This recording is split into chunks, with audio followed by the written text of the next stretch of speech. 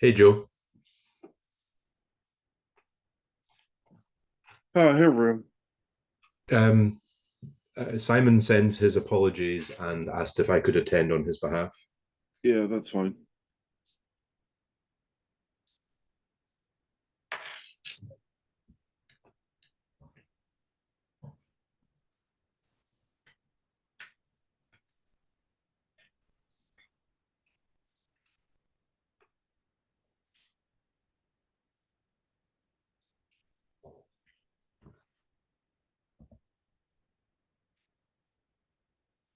And is there any chance we could record this?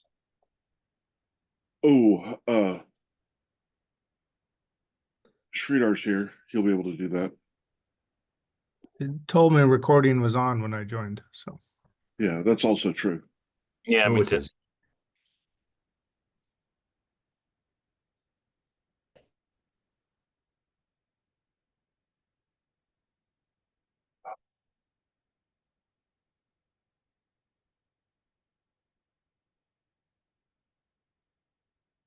All right, we'll give people a few minutes. It's been a long break, relatively speaking.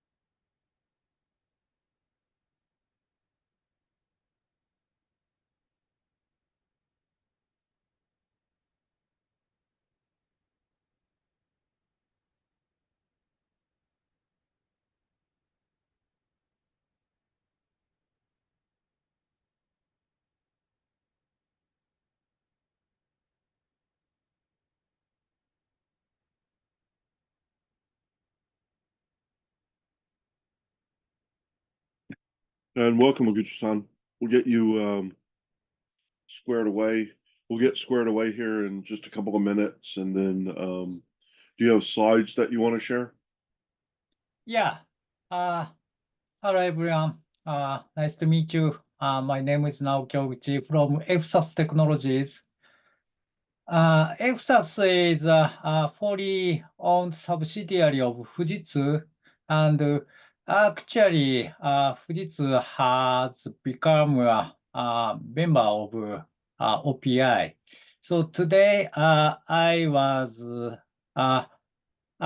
invited by Rao-san, and I have one material to share with you. All right. Thank you. Yeah. Um,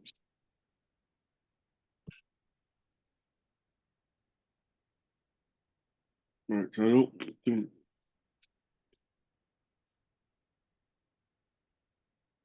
all right, so um, I think we can get started. So shall I let you share? Yes, of course.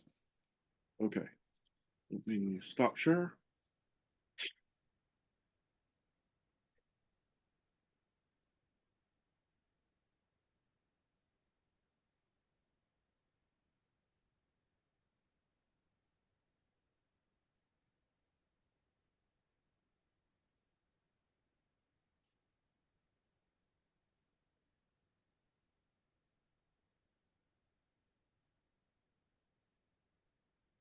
Can you see this? Yes, we can. Okay, so let's start. Good morning, everyone. Oh, I will share my video.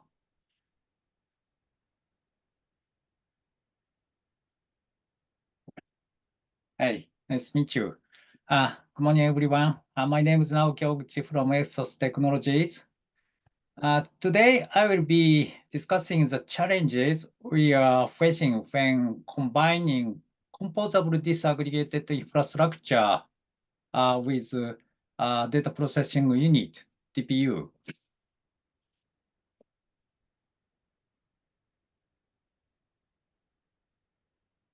Let's start with CDI. It's a revolutionary new server architecture. Instead of monolithic servers, CDI disaggregates servers into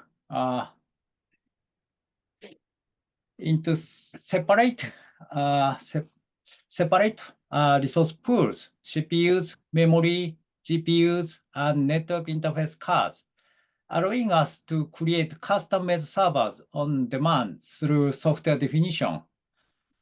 We call these custom-made servers composed bare metals. This diagram illustrates how individual components are combined to create composed bare metals.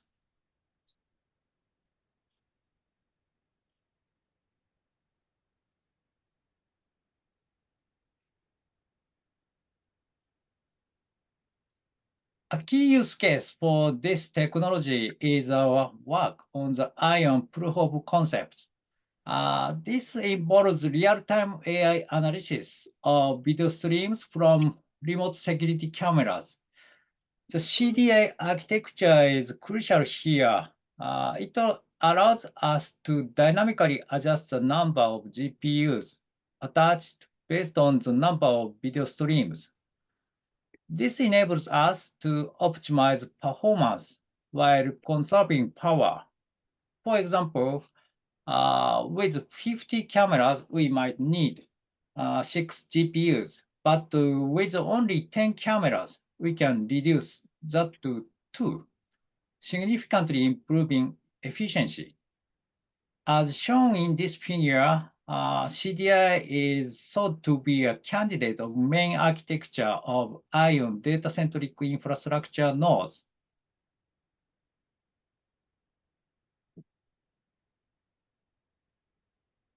To achieve this dynamic device scaling, we are leveraging open technologies. We are developing a mechanism where Kubernetes can directly control CDI. This allows for automated GPU allocation and deallocation. If a pod needs more GPUs, Kubernetes will request them from the CDI operator, ensuring optimal resource utilization.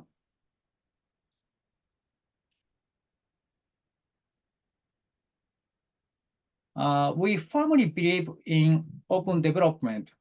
We are actively contributing to various open source communities, including the Linux kernel and Kubernetes, to build and refine these functionalities.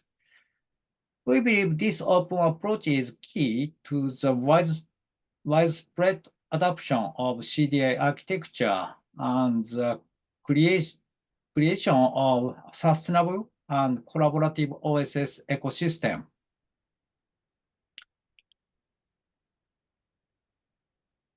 Now, let's talk about DPU architecture. DPUs operate in 2 modes, NIC modes and DPU modes. We will explore the differences between these modes in the following slides.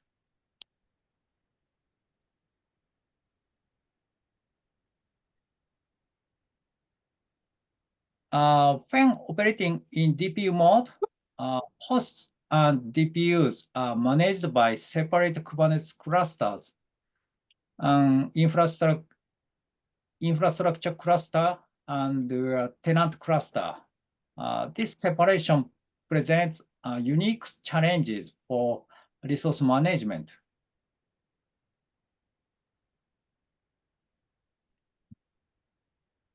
In NIC mode, each DPU acts simply as a network interface card. The tenant Kubernetes cluster sees all GPUs and DPUs, allowing for straightforward device management and attachment detachment.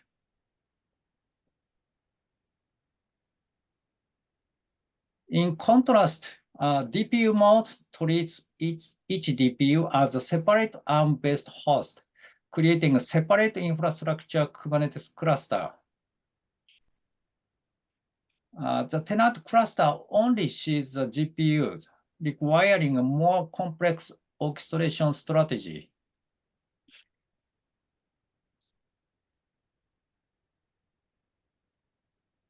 Here's the core challenge.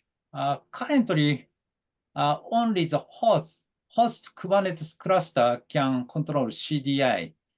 In DPU mode, this presents a problem. The tenant cluster is unaware of the load on the infrastructure cluster, preventing it from triggering CDI control. The infrastructure cluster knows the DPU load, but lacks the ability to control CDI and doesn't know which x86 host to attach additional DPUs to. This is a critical issue we need to address.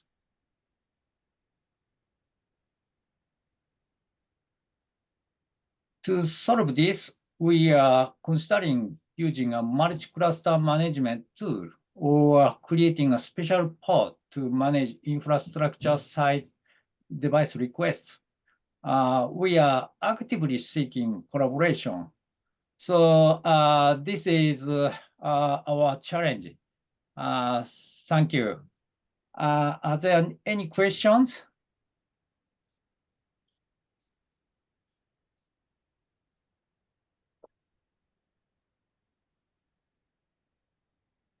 If you go back to slide 9. Yeah. Okay, just to clarify, you're saying that you want to be able to manage your CDI system with the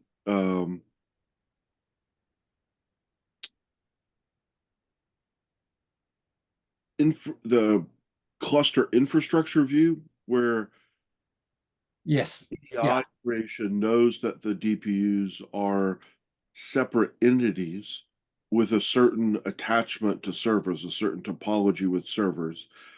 And what you need is, so what do you think you need to do that? What tooling are you lacking in your current stack? So if you go back to your overall stack slide.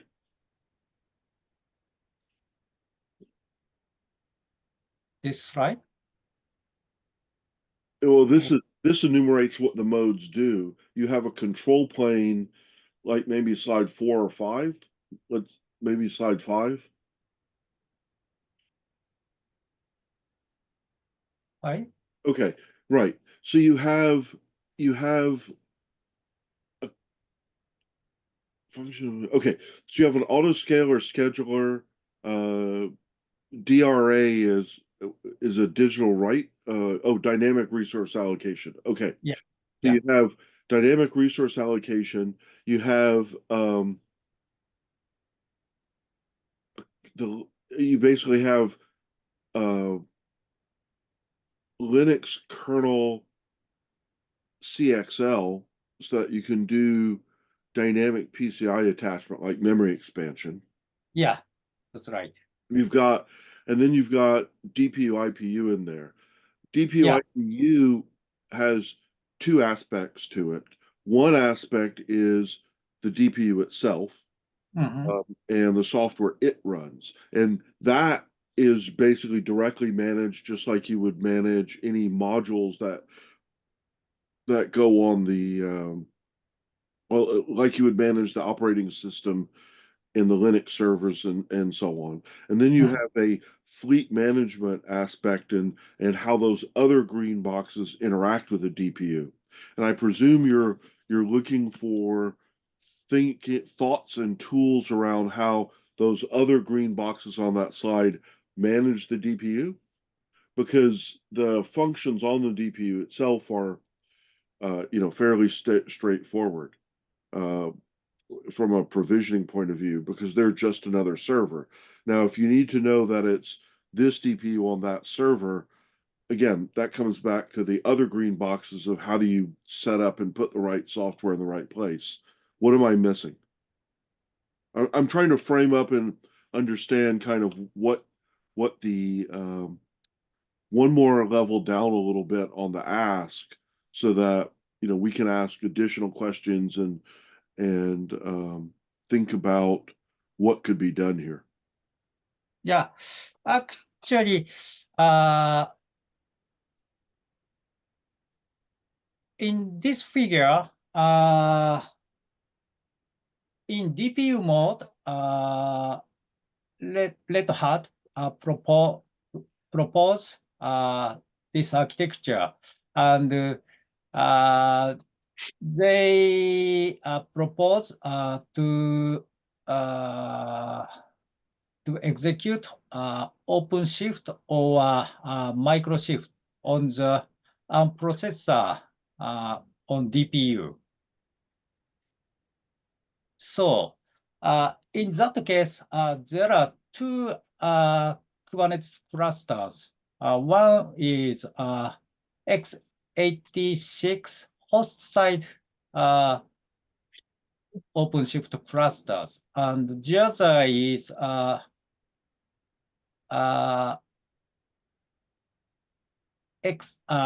Kubernetes clusters on the ARM processor host, right? Okay. Okay. So, yeah.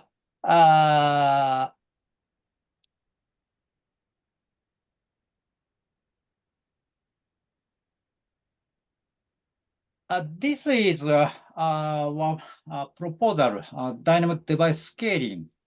This means Kubernetes can control CDI.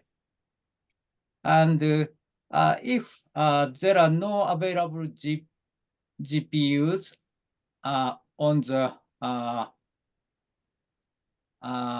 worker node, Kubernetes can attach GPU.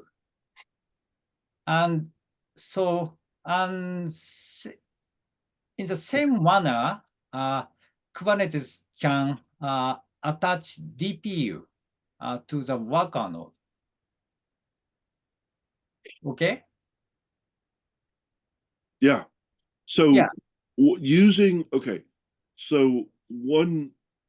saying one aspect of this is using the DPU as a transparent proxy for remote resources, so that the host system, the worker node itself, doesn't know it doesn't have another GPU available. It requests one, and the DPU makes it look like it has one. You can do the same idea with storage, and you can do the same idea with other accelerators, right? So, okay. Yeah. But right now, we can provide this function that is Kubernetes can control CDI. That is a function, but this function is only provided to the x86 host. And the Kubernetes on the ARM processor cannot use this function.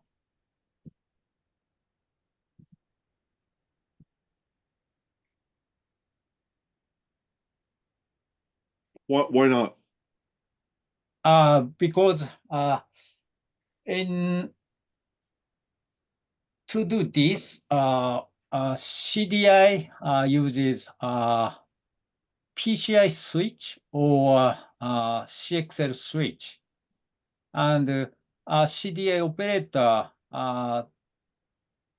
controls the CXL switch, CDI switch, sorry, PCI switch or CXL switch. But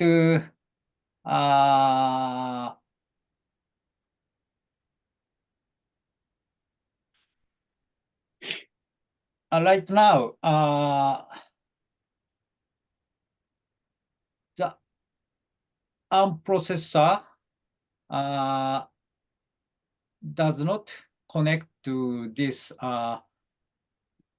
PCI switch or CXL switch under the control of CDI. So ARM processor, the Kubernetes cluster on the processor cannot control CDI. So if the Kubernetes on the ARM processor want to increase DPUs or decrease DPUs,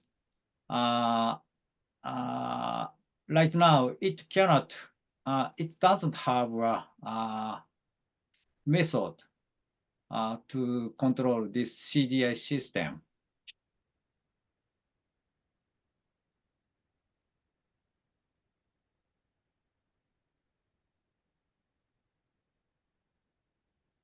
Make sense? Yeah.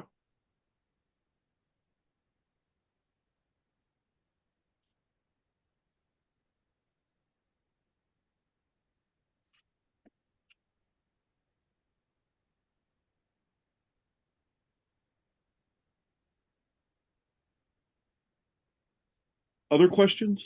Yeah, could I ask a question about the sort of the Yeah, scope yeah. of the problem?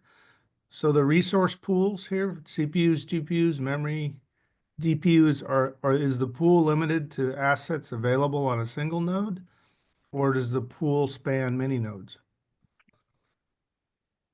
Oh, this one, yeah. Yeah, this resource pool is shared by many nodes. So you're So saying I can combine CPUs and GPUs and DPUs that are physically not located together? yes. Well, yeah, let me help amplify that question. What's the scale of the PCIe CXL switch fabric? Right now, this PCI switch can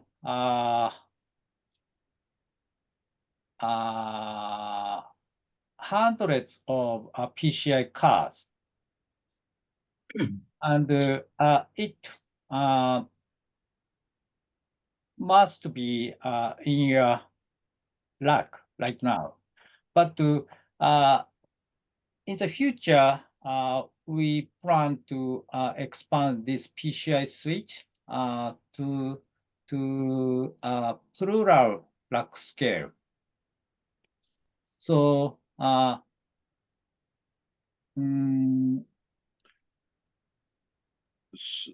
So for the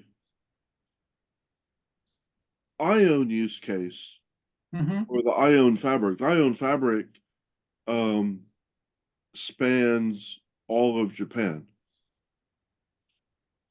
And presumably you want to be able to compose resources across geographical area or not?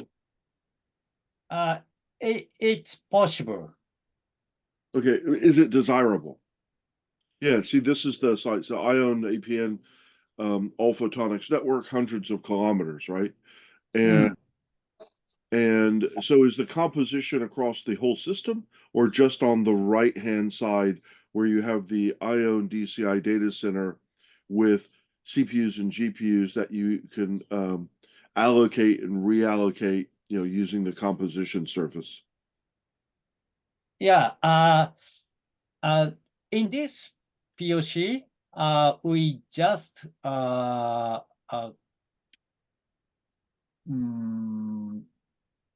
provide one rack server, but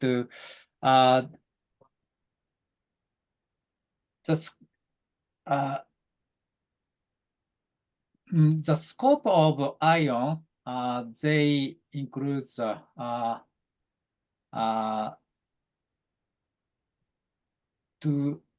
to expand the resource pool to data center wide.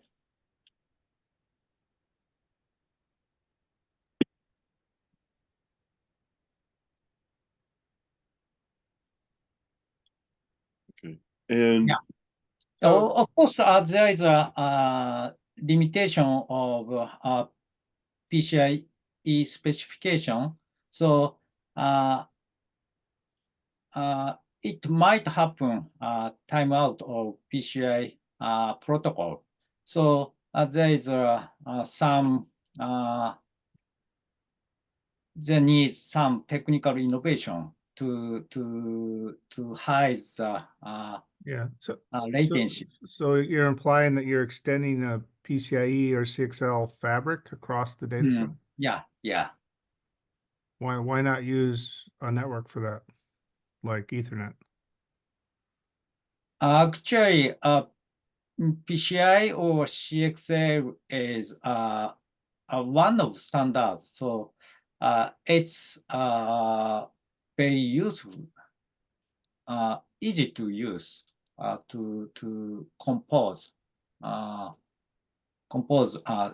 CDI bare metals. Yeah, it's just PCIe has never extended very well out of box. And when you get into multi-root issues, it gets complicated. I mean, that's not really the point of what you're asking here. I'm just curious. This is a path I haven't seen anybody go down in a decade. So.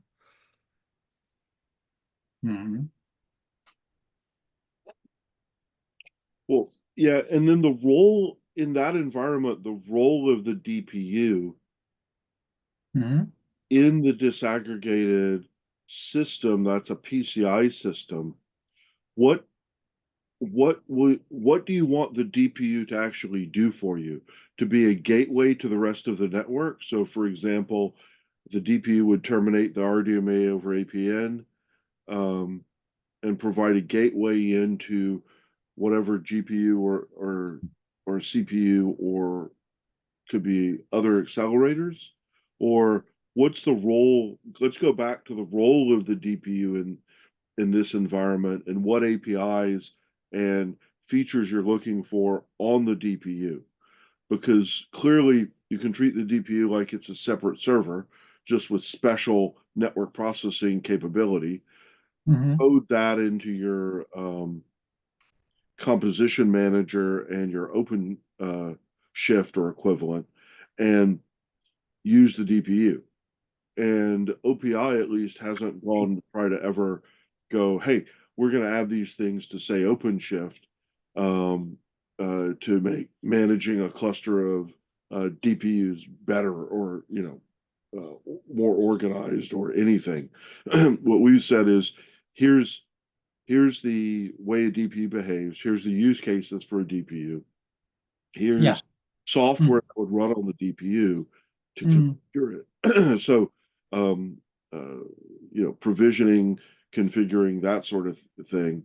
And then we said, here's some use cases for gateways or applications on the DPU, and here's how you build the stack. So Nginx is an example. Telco gateway is another example. Demetrius could explain that. And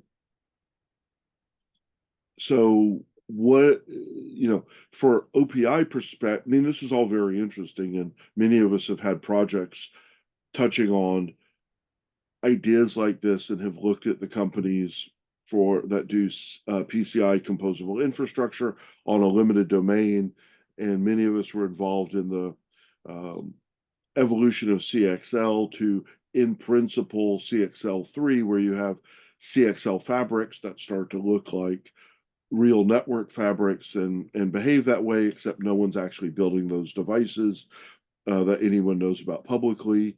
And you don't see a lot of press where that's going to show up. So, what is it that you're looking for the DPU itself in terms of APIs and behavior specification, definition, and kind of the application stack on the DPU? Actually, in this POC, we want to use these accelerators as function chaining. Function chaining is, for example, in the middle of here, there is a word RDMA over APN. APN is all photonics network, and the stream data is transferred using RDMA between host and DCI node in the right side. And that RDMA, the data is received by DPU. And then DPU sends the data to GPU directly, actually using DMA. And that is a example of function chaining. So in your POC, data is transferred from accelerator to accelerator directly. This is function chaining. So when data increase, we want to directly increase accelerators such as DPUs and GPUs to cope with stream data. That is a purpose. We want to use DPU in this POC.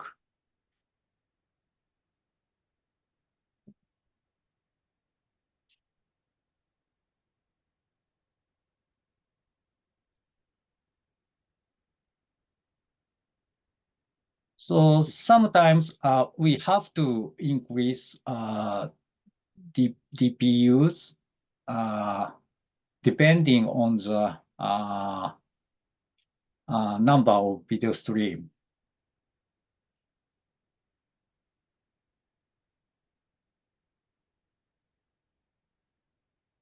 Oh, thank you. Make sense?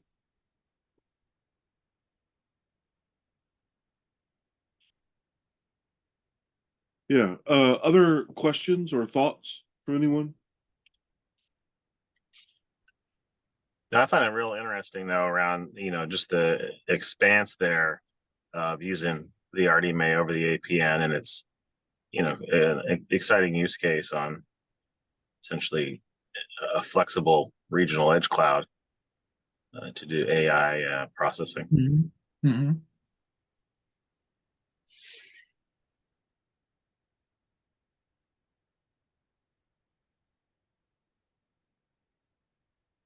Sorry, is that a question? No, it's not a question, but I was still kind of, maybe it was answered. I was driving at the time, but you had an ask there at the end of your talk, and and maybe it's clear now, but I didn't quite understand what you need out of the kind of the OPI infrastructure? Like, is there an expansion that you really need? And maybe that was already answered. And Mhm. No, Okay. those are good questions to ask again.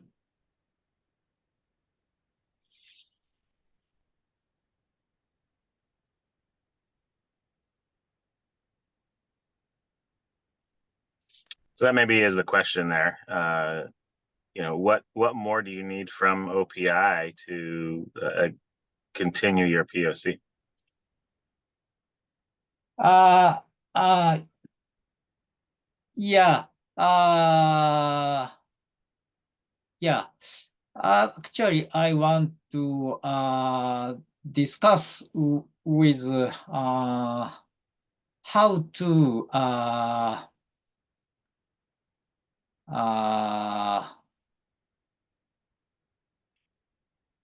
resolve this problem. We want to someone to discuss with this topic.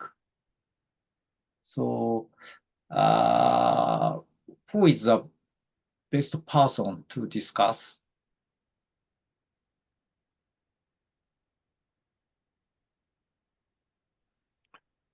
So are you looking for like an API definition for the management that would frame Yeah. out a CDI type of Mhm. interface? Is that what Yeah. it's looking for?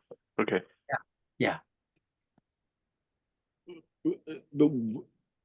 The CDI interface on the DPU itself would look like what? Install gateway processing software, assign the DPU to be associated with another component like a GPU and Mhm. set that up. What else? I mean, so again, the overall problem has a bunch of interesting components, but if we just restrict it to what would you need on the DPU itself? So Okay.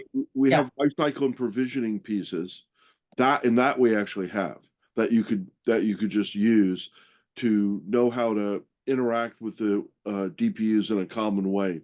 So you can have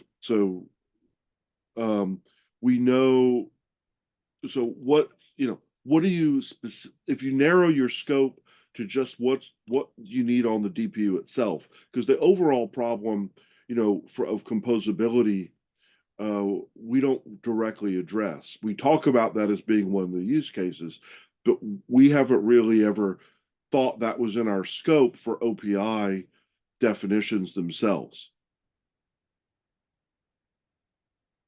So on the DPU itself, you need, again, the lifecycle and provisioning components. We have some of those.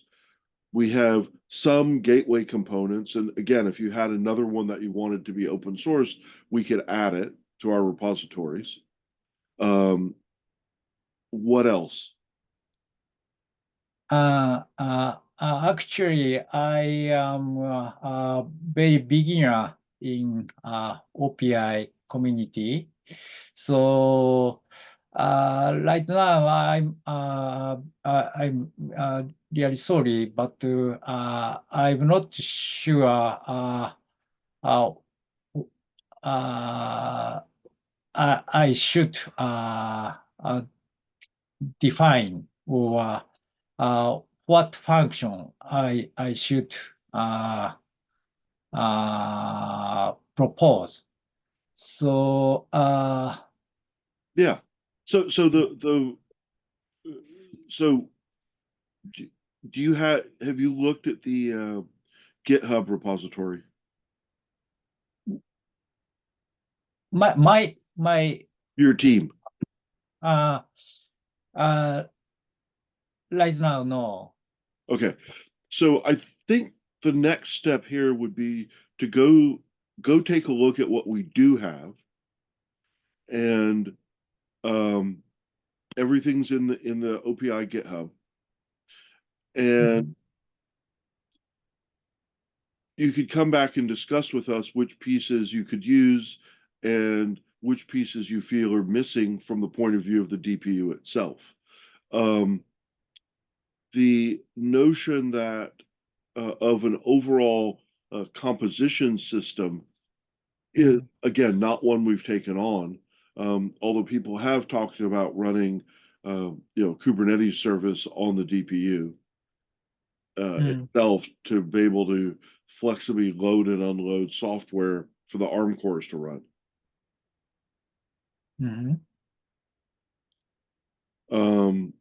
So I think the next step for your use case is to go have your team look at the repository and then come back to us and say, hey, we could use this, we could use this. If you made this change or adjustment or tweak, we could use this as well, right? You could say the things you could use and say if you'd like any adjustments to them, propose adjustments to them. If there's a piece missing that you think would be perfect for DPUs in general, that you would need, you could come back and say, would anybody like to collaborate on building a new open source or new API for this following function? And then if you had software that you would like in open source that would run on the DPU, but you don't have a place to put it, you could propose that it become part of OPI. So we have our approach is fairly diverse in that we can accommodate multiple kinds of projects and approaches to doing things. And we've seen that from our, the member companies, from what's been brought in over the last, 18 months. So is that a reasonable way to proceed? Go read through the OPI GitHub, look at the components we have, and then come back and talk to us about what's missing, what you would like to use, and you're free to just use it, but you can come talk to us about it, and we could discuss why it's that way and so on for particular components, and then propose anything you'd like to contribute, if anything. It doesn't have to be, and then propose any gaps or additions or modifications to what we have to make it better suited for DPUs in general and for your purposes. And we can have all of those discussions. Okay. Does that make sense? Because again, I think, like I say, I think that, in the abstract, we're not going to solve the CDI problem itself in OPI. It's just not in our scope. And we don't have the manpower, the volunteer manpower to do it. It's too big a problem for OPI itself to try to take on directly. And it would involve things like, the Linux stack, involve things like GPU, it'd involve things like DXL PCI switches. So I assume you're doing that within Fujitsu. But anything where, hey, the DPU itself needs to be managed, again, we can look at that, and we have people who would who either understand it very well or might even be interested in collaborating. Okay. Yeah, I'd say, Joe, looking at just this slide, that this is a Kubernetes cluster federation problem, which is clearly not an OPI thing. It's a CNCF thing. Right. Our our involvement here might be about providing telemetry about the DPU load, right? So that when you need to add or remove resources. But I don't think we go beyond that in terms of federating Kubernetes clusters together. Right, unless there was an API needed that we want in common across all flavors of DPUs, so they could have a mixed environment for loading and unloading software more easily, for example, or a common way to facilitate service chaining, mean, there are a few things that, and you know, the initial provisioning and composition that the composition needs, you know, we already have that. You know, how do you, you know, so the CI/CD load the, you know, put the software load on the DPU stuff we've done could be useful. Again, in service to a bigger system that you're saying correctly, Tim, that we don't have the scope to go after. Right. But I do think there are components that need to be brought into API. I think the work that NVIDIA is doing with their provisioning and service chain allocation through Kubernetes operators, that could be brought into OPI and extended across all of the vendors' cards. That would be a good thing. That would be a piece that I think would be useful to CDI.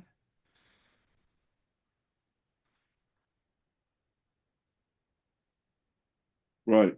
Yeah, I mean, I wish NVIDIA had done that work in OPI to begin with, but they didn't. So the best we can do is try to get them to contribute it and cooperate, you know, and coordinate with the other vendors to come up with a unified solution that's cross-vendor. I think Alad sort of dangled that in front of us a few weeks ago, but we haven't really brought it up since then. Yeah. Yeah, there was let's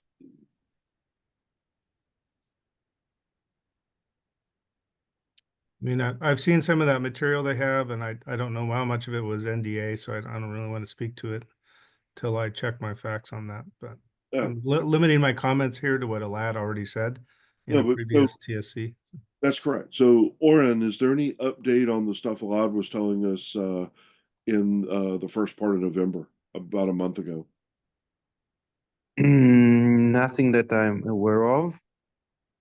But I could check with him. Yeah, please check with him, because Tim is exactly right to bring that up. Okay. Because you guys were going to have a code drop in December. That we, you know, again,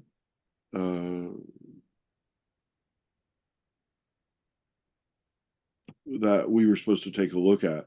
And so again, Elad alluded to this and said this might be a valuable addition. And again, that might even help this Ion composition story as well, if I understand correctly what it was. But Elad was going to do a comeback, you know, nowish. So maybe next week we could have a discussion about that. So, Oren, if you don't mind reaching out to Elad and finding out what the current story is. Sure. Excellent. All right. So Oguchi-san, thank you very much. Thank you. And please look at the GitHub and then come back to us and you know, speak with us again about what you found you could use, what you think we could add that would deal directly with the DPUs, and if there are any modifications to the things we already have that you would like to see. So please come back anytime, and we'd be happy to have the next part of that discussion with you. Okay, thank you. I will try to check GitHub. Yeah. Okay. All right. All right. So anybody else have anything else? All right. All right. Then that's a wrap for today. Thank you, everyone.